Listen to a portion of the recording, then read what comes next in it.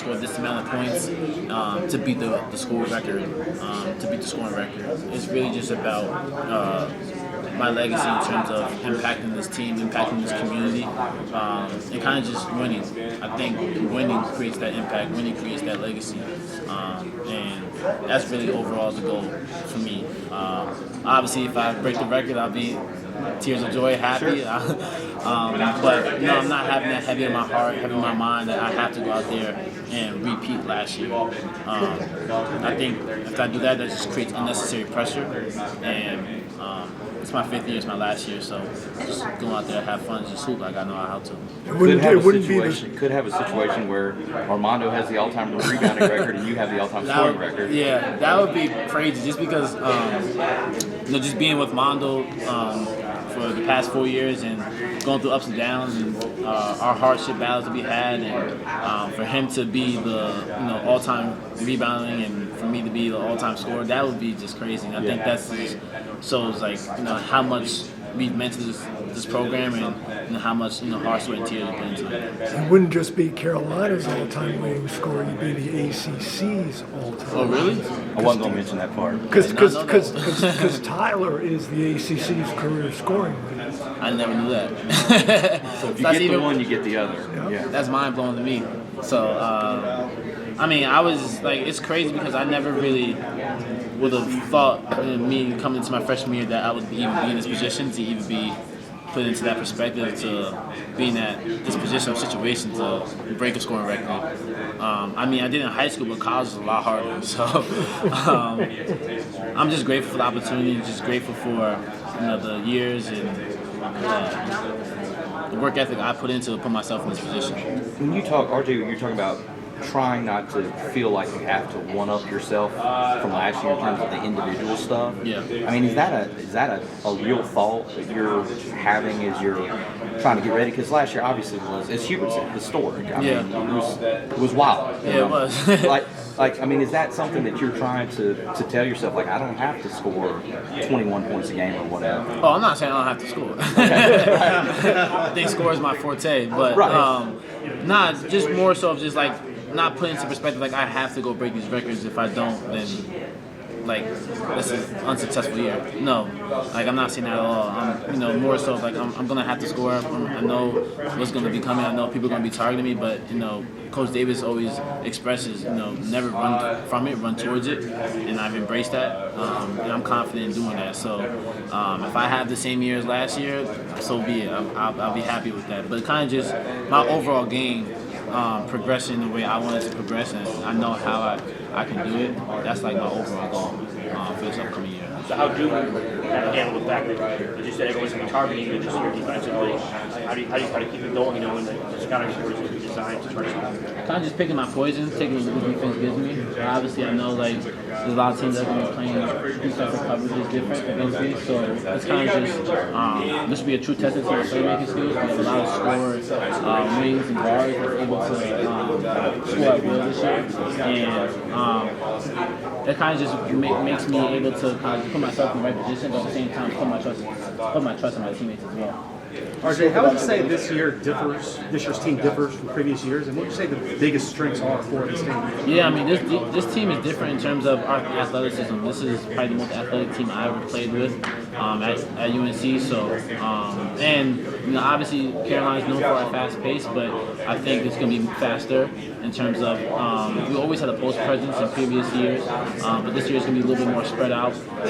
So I think our strengths for this year is going to kind of just being able to play up tempo, use our athletic abilities to get up and down and finish at the rim. But overall confidence, I think the overall confidence to this team has the potential to do a lot of great things. So that's what we're relying on. You've spoken before about your relationship with Coach Davis, and I'm sure in your 5th year, have you sat and thought about maybe what your presence on the team can do for his legacy as a coach, and what maybe he can talk to players about in the future about what they can accomplish in Carolina based off of your example?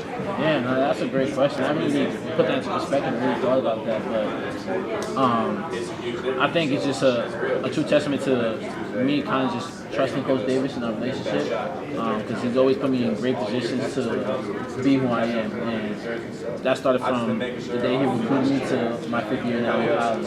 And when you have a coach like that believes in you, has the ultimate confidence in you, to kind of just go out there to play your game and not just have any worries about looking over your shoulder to see if you get yourself out. It allows you to do great things. And so I really do appreciate Coach Davis for allowing me to do that. And that speaks to the type of coach he is and the type of person he is. You mentioned pace. Obviously, you had to get stops to run. Who has stood out on the defensive end that you've seen so far? Yeah, I mean, Seth Trimble. I mean, I think he's been phenomenal all season. And just in terms of his ability to be defensively, like I think he showed glimpses of that last year. But we know he could be one of, if not if, the best defender in the country. I mean, me and him have battles every day in practice, kind of just going at it. So I make him better, and he makes me better. And Seth has been extremely good in practice on the defensive end. But then also Drake Powell, just with his length, his athleticism, his anticipation to get into the passing lanes. So those real two people have really been stuck on me for defensively. Yeah. RJ said you guys have competed so hard that occasionally you kind of got some scraps. You take us through that, what that's like. Yeah, I think this is like a big brother, little brother connection we have. So there's been times where I'll get a stop on Seth, or Seth will get a stop on me, or I'll score on him. It'll just be constant back and forth. But that just speaks to our relationship, our brotherhood, and it makes us better at the end of the day. There's a saying, iron sharpens iron, and by doing that, it kind of makes the games easier. Especially when you have a phenomenal defender like Seth, guarding you full practice, 94 feet, getting to the passing lanes, getting over screens. It allows me to be a better player, be a better scorer, be a better playmaker, and vice versa. So, and I think strength is like our competitive edge. Competing sometimes we get at it and we just get into each other's heads. So that just speaks on just how bad we want to win as a team, but overall just make each other better. What's on your checklist for this year? It seems like it shouldn't be, but there's a lot in terms of winning a national championship. My main goal for real is just be doing a national championship, but also just be a better leader, on and off the court, vocally. And just because I'm now the older guy, I'm now a veteran, and there's a lot of younger guys and inexperienced, so kind of just take them under my wing, show them the Carolina way, but at the same time that understand that what's at stake. And each game matters. We're in the University of North Carolina, everyone's going to throw their best shot at us, so kind of just getting them to have that mindset to play 110% every game.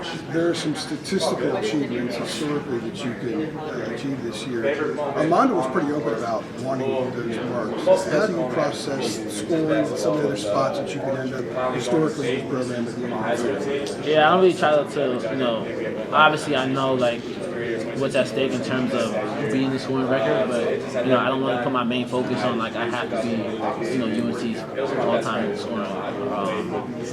That's just really not my main focus, not my key emphasis on this year.